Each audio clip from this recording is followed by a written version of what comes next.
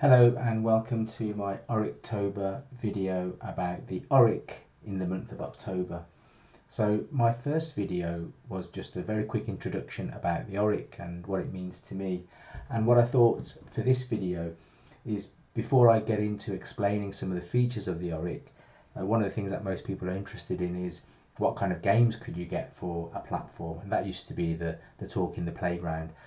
In those days, back in late 83, 84, I was the only person with an Oric, so I really couldn't have much of a chat with folks about games. Also, I couldn't really afford games, and finally, there were hardly any games for the Oric because it wasn't a well-supported platform in the UK. Even though it sold 150,000 plus machines, that was really nothing compared to the Spectrum with its 1 million plus, or whatever it might have been by then. So games are hard to come by, but I thought it would be interesting to see some of the games that I would have played. I had a few cassettes, but not many, and wanted to show you one or two of the games that I would have played when I was 13, 14 years old back in the day. All the games come on tape, of course, and as I've said, I would like not to have an emulator to demonstrate these games and software, but use my actual real Oric from back in the day, 1983.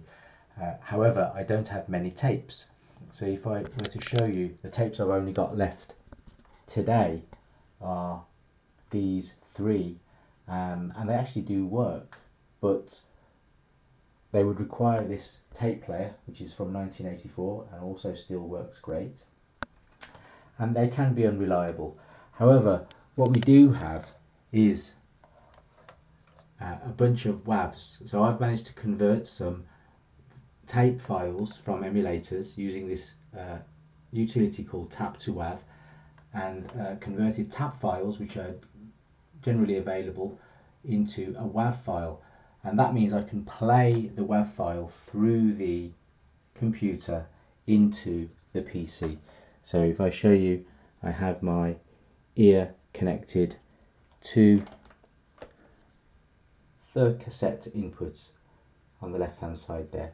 So that's what I'm going to do, and the game that I wanted to demonstrate was is called Hunchback, which was one of the games I owned back in the day, and I remember being very excited because it was not only a game that sounded interesting, but also it was a game by a mainstream software house called Ocean.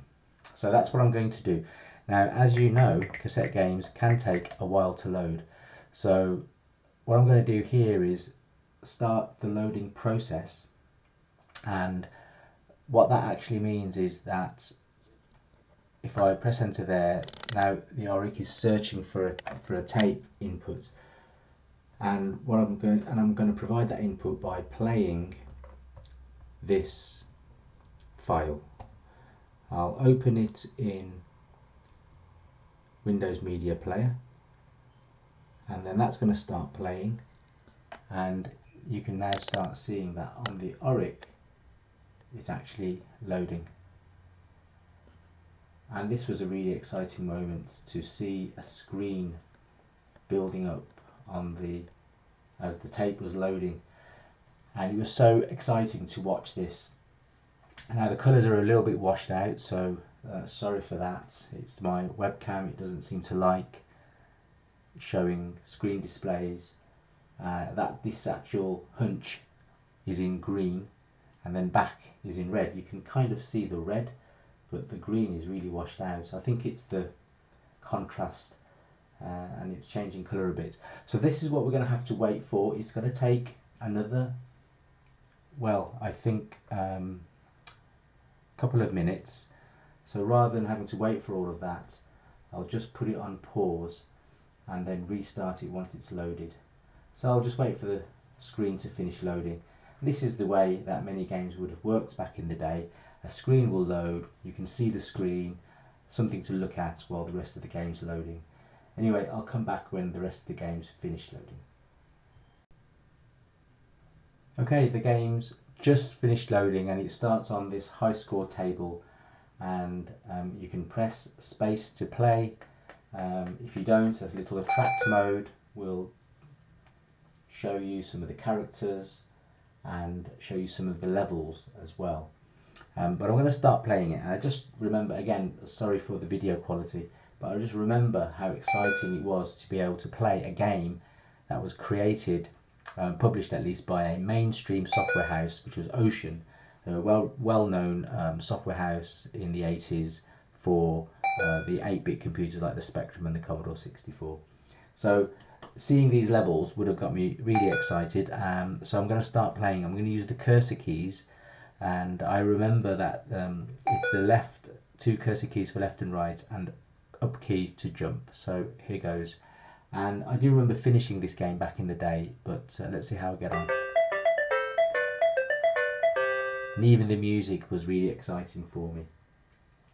So the first level, I remember, is just, you just got to jump this ball, this barrel or whatever it is, and then get to the bell.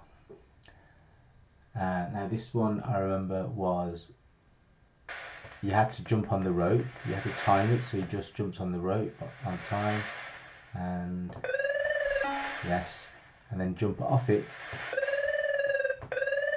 There we go.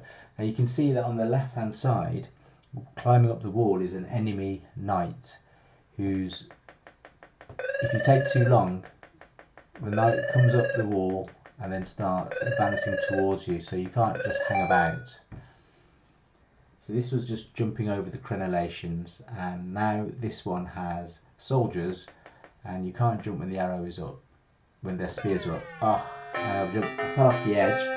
This is another thing about computer games back in those days. You had to be pixel perfect. This was hard to know exactly where the limit was. So often you just go 1 pixel too far and fall off. Oh. So you can hear the sound effects and a bit of music. Oh. The sound effects are all coming from the Oric's internal speaker. There are no, there's actually no way to play this, or back in the day when you connected to TV, it was just video. No sound was transmitted over the UHF cable. Come on. That was so close, but I've done it. Okay, now this one I think has an arrow, oh no, a barrel floating along the top. So clearly I can't jump whenever I like. Wait for the barrel to go. You see the knight got to the top there. He was starting to come at me, but I still got to the end. Now I think this has this has an arrow. And it's really fiddly, this one is, because you've got to jump over the arrow but not hit the back of the arrow as well. Now you see that's not very forgiving, is it? I was nowhere near the arrow.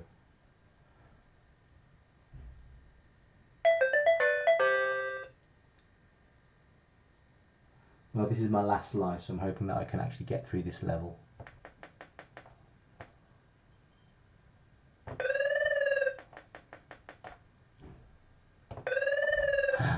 That was too close. No! There we go. So I can just put in my high score, which is nerd, I guess. I'll just use that. So that was Hunchback, one of the games that I owned back in the day, and I managed to get quite far. I have played it in the last year or two, but I managed to get quite far this time. I suppose it's one of those things you don't really forget it too easily. But I hope you like this video. It's 10 minutes long, so this is too long a video really, but I hope it gave you some interest in terms of what the Oric could do in terms of games.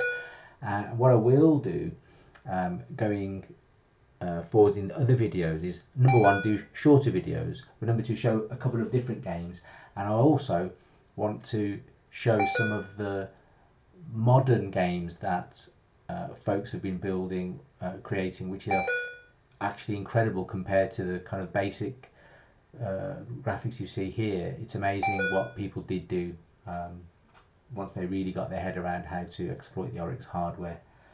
So thank you again, and look forward to seeing you on my next video.